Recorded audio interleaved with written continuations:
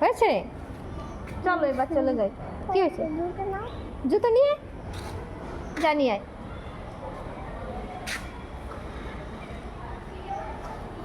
Mosquito ভর্তি, চল চল।